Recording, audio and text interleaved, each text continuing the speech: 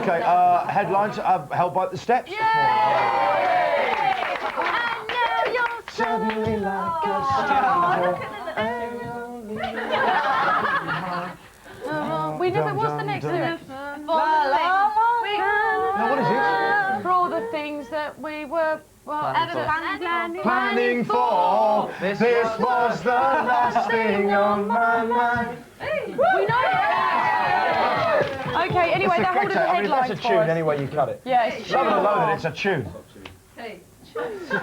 Okay, Telegraph. Blair under fire as 2,400. This is. Oh, sorry. Read all about it. Read all about it. Read all about it. Did we do that? Uh-oh. That's because you were lost in music. I was lost in music. Caught in a trap. No turning back. I was lost in music. So you say blur.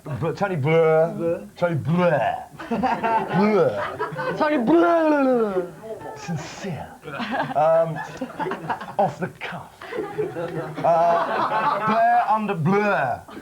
That's it, the Telegraph. That's all the coverage we need to give that one. No, Blair under fire is 2,400 Rover workers face axe. They're really BMW employees, aren't they? Isn't Rover BMW? Yeah. It is really. I'm sure they just want to wind it down, nick the label probably. Do you mean wind it down? Yeah, wind. We got any honey we in the Empire? The Wayne and Grain. Yes, sir. Blair put on his back foot over Rover's desire to cut 2,400 jobs. And, of course, Brussels' prediction that Britain will hit the bottom of the EU economic growth table. That makes you proud, doesn't it? Yeah. That's great. And the Albert Memorial there was unveiled yesterday after its refit, an £11.2 million well, I think it's like a sort of Franklin Mint thing the whole nation can enjoy, really, isn't it? Franklin. Isn't it? Not even the Franklin Mint could come up with something as tacky as that. I mean, I drive past it quite regularly. I've always felt it's really revolting. He was actually not a bad guy, Albert. He did quite great things for this country. He really sort of led us into the industrial age. He's German, of course, very big on technology. And he did the first Festival of Britain at Crystal Palace. The Great Expedition was kind of his brainchild. And do you know, Queen Victoria couldn't bear to look at it. So I've got something in common with her. But she used to get so sad, she used to start crying when she saw it. She used to turn it because it reminded her so much of her beloved Albert. Oh. Well, she became a recluse after he died, you know. Did she? Yeah, she didn't come out for like sort of 21 years or something. Didn't venture out. She should have got herself down the car wash. Oh no, she should have done. Great time. I don't They think don't book a bag. 1870s style disco. I don't think they had it done. Do you know what? The Express? Oh, Faye and Lisa. It's weird though, Lisa, how you just hold it that bit better than Faye. Oh, it's nice to see. Oh, no, I'm only kidding. BBC loses £15 million on Teletubbies. Can you believe that, Steps? Can you believe that? It's a shame, isn't it? Yeah. And then what's happened is the BBC is being slammed a lot, although I thought The Secret Life of Birds last night was very good. Yeah. The BBC thought to... Sorry, that was a film I was watching. Their show was called The Life of the Birds. Mine was The Secret Life of Birds, it was a very different thing. And thank you, Amit, for that video. Okay, the BBC are thought to have sold... it's good quality. Very good video. Very good. Actually, do you know something? There are video shops just near me in West Kent, and they've got all the signs outside in Arabic. And we've got no way of knowing what those signs say, have we? No one knows. I They say, do. real filth, step inside. you just don't know, I do speak you? Arabic. Can you? Oh, I'll take you down to West Kent. You can't, can you? Did you lie again? Yeah. Quite a pattern emerging there, Dave. Anyway, the BBC are thought to have sold the US marketing rights for the Teletubbies for £500,000, missing out on profits that could have bought the cricket rights twice over with money to spare. So he just sold them off for 500 grand. On 15 million, and it's become huge now in the States, Teletubbies, just as it sort of dwindles and fades in Britain. Could have done that. So that's that. Do you fancy the Teletubbies? What do you think? Claire, what do you... No comment. No comment at all, H? No.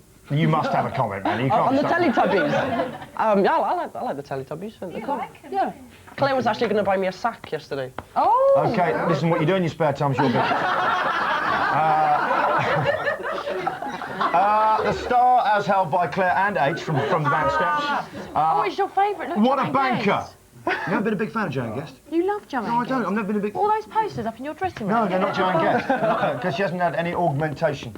The Governor of the Bank of England, Eddie George, feels the heat after apparently suggesting that job losses in the north didn't matter if they kept inflation down in the south. Oh, dear. Seems extraordinary, doesn't it? Strange. Do you know what? There's no cheer to be found in the headlines, is there? No. There's no cheer there. Let's just get in there. Exactly right. This is exciting. Islanders were left blubbering with joy yesterday, reports the Daily Star, after Psycho, the gigantic seal, finally set them free. The massive sea mammal, weighing 40 stone, sealed off Skoma, a wildlife sanctuary 2 miles off the West Wales coast, for 3 weeks. This it a seal or Matt attack seal. Mills? No, yeah, right. Matt Mills in Matt Mills on holiday. scuba gear, yeah. Just taking a class there. But Matt's the cameraman, the bloated figure. For 3 weeks after she gave birth to her pup on the tiny island's only slipway. So Psycho's gone nuts. If anyone went near her new arrival and snapped, she barked like a Rottweiler. And she wouldn't even let supply boats come ashore. You've got 40 stone seal just attacking people.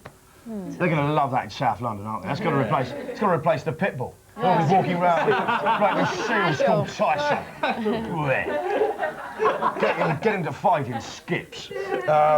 Psycho was a fearsome sight. Anyone who went onto the beach was taking their life in their hands. That is the new South London power accessory right there. This is Belgian pork. Oh, Yeah. I think I've had.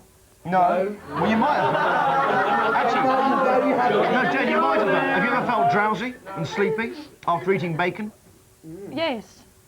Okay, I'm not even gonna, I don't know what you're working out then, but I think we I can often file it have under F for a little filth. sleep. Okay. Consumers are at risk from pork imported from Belgium, which could contain traces of drugs used to calm the animals during their, bit of windy pops there, journey to the abattoir, vets warned yesterday. Yeah, apparently it's making people feel really drowsy if you eat this particular bacon. You get exactly the same sort of calmness. Quite weird that, isn't it? Quite nasty. So watch out for that. If you're eating bacon, you know, and you suddenly just get that tiredness come over you, you know you've had a bit of Belgian pork and protest to your butcher. Belgian very pork. strongly indeed. This is straight to the point. My favourite avenue of lunacy, as you know. Straight to the point. Straight to the point. This is one from W. Granger in Chelmsford, Essex. Oh. Any stand-up comic who wants to raise an easy laugh these days, okay, easy laugh, yeah, you get from doing this. Any stand-up comic who wants to raise an easy laugh these days has only to climb on stage and shout, "British Justice!" As you can see, the big laugh I've got here. It's working for me just as well, isn't it? He felt moved to write that. Right, I'm going to write to the Mail now. Definitely that. No doubt about that. And here's one. This is quite a moderate-sounding chap. It's not good enough that coke-snorting Blue Peter presenter Richard Bacon is bacon, again. Oh, yes. Yeah, and I really intended that. Okay, Richard Bacon is sorry for his dangerous, infantile behaviour. He should be jailed as an example to the millions of children who look to him as a role model. He should be jailed. Do you know what I think? I think he should still be flogged on Newsround.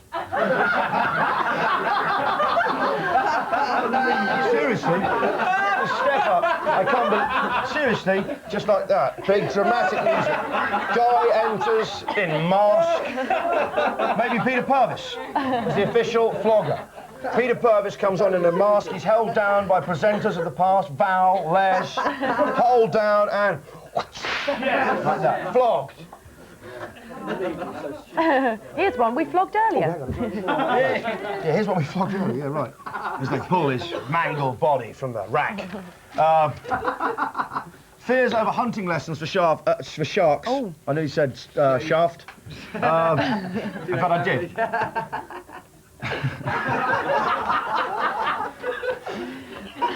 Let's just enjoy that. Let's enjoy that for a moment. That's great. Okay, let's just enjoy it. A generation of great white sharks. Not great, yeah, Yes. oh, yeah. Great white sharks has learned to prowl the seas for children's toys and surfboards because of the unscrupulous behaviour of diving tour operators, it is claimed today.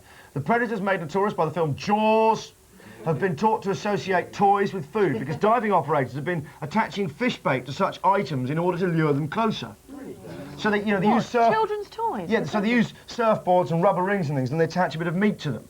And now sharks actually associate surfboards and children's toys with food. Yeah, I tell you, with food, because they're all brightly coloured and stuff.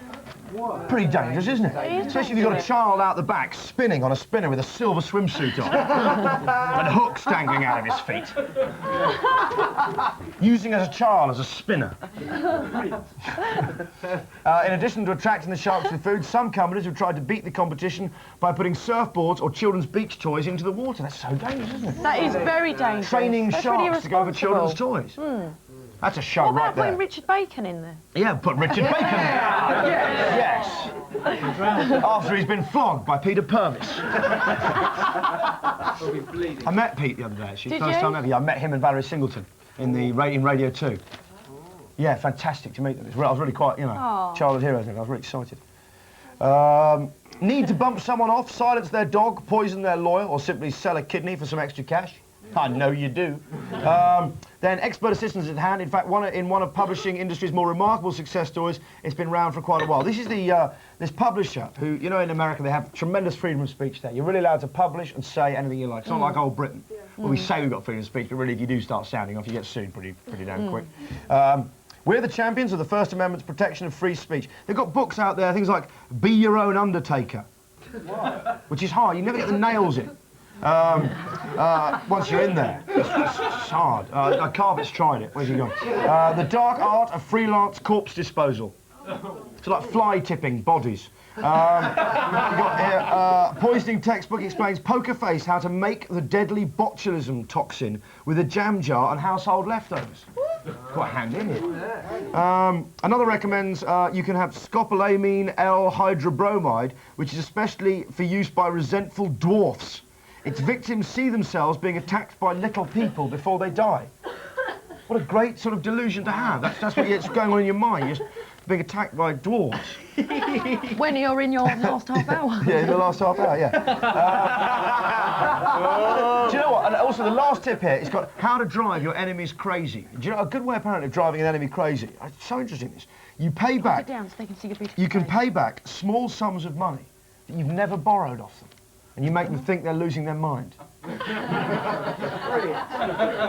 I used to do complex behaviour when you were a kid. I used to play complex mind games.